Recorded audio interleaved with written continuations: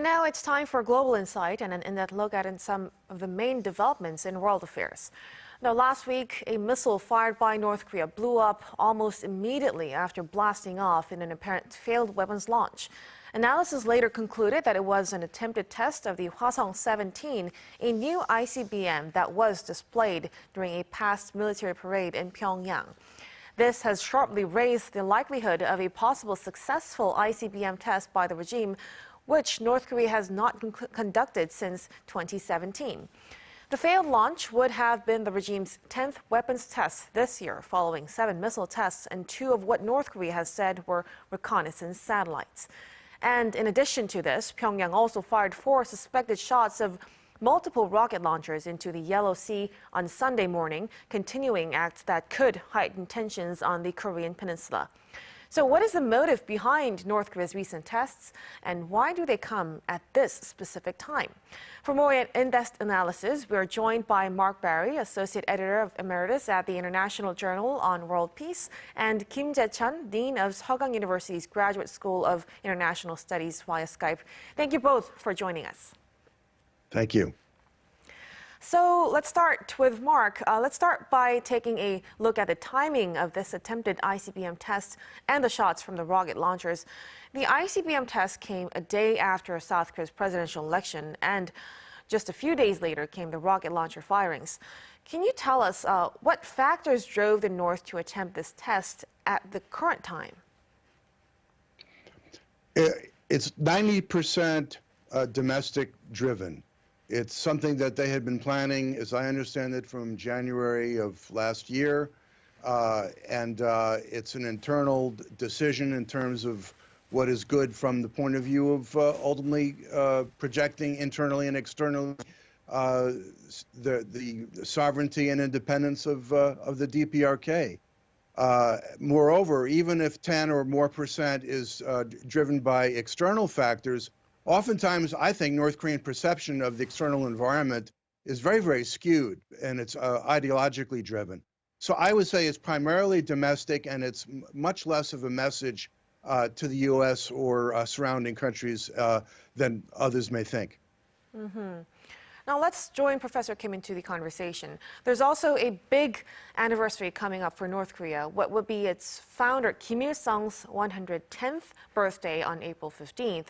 That's just less than a month away. So do you expect more military activity and provocations out of the North between now and then?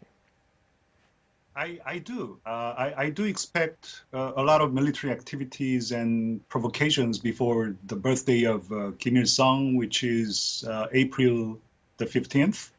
The official title of Kim Il-sung's birthday is Taehanjeol, the Day of Sun, and it's the most important national holiday in North Korea.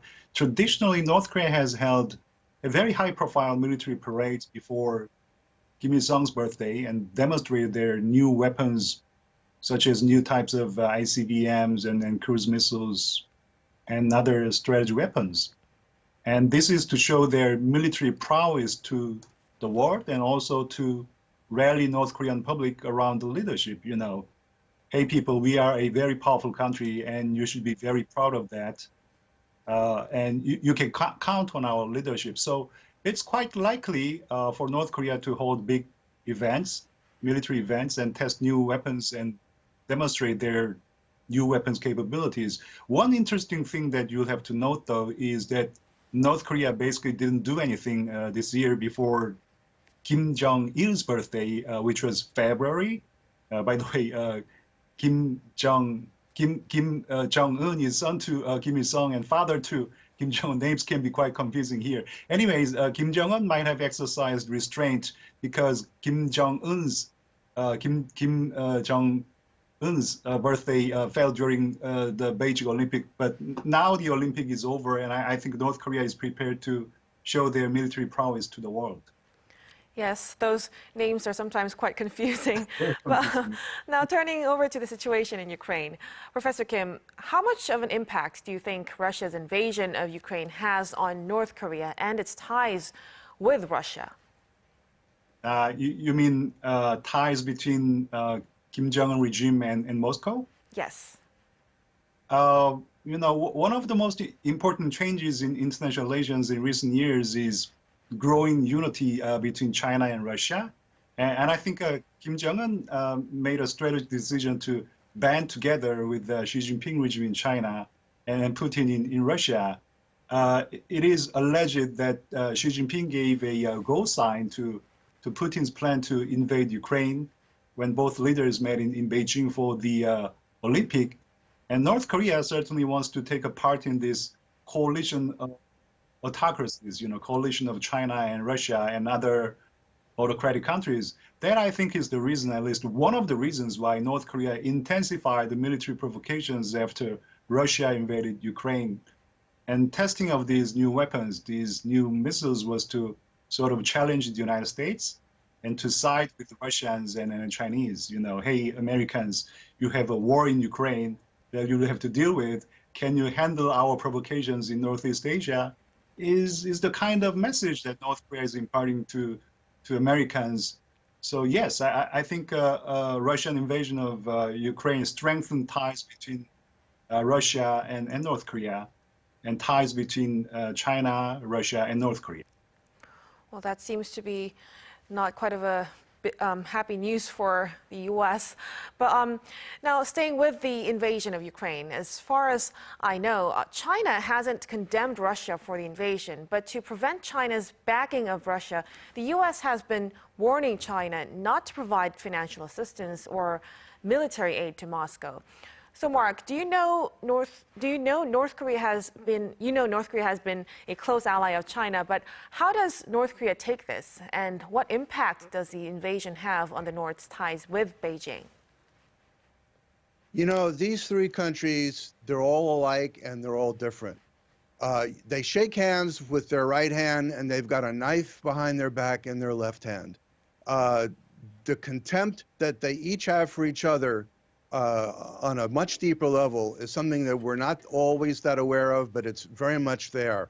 So I would say, to answer your question, that much like Beijing is watching Russia, North Korea is also watching both Russia and China.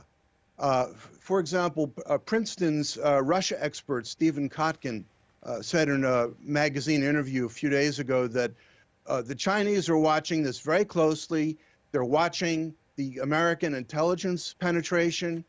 They're watching the mistakes of despotism and the costs that you have to pay as the U.S. and European companies canceled Russia up and down. So for Xi Jinping, who's expecting to have a third term in the fall, he needed this Ukrainian invasion like a hole in the head, but now he's sort of the partial owner of it.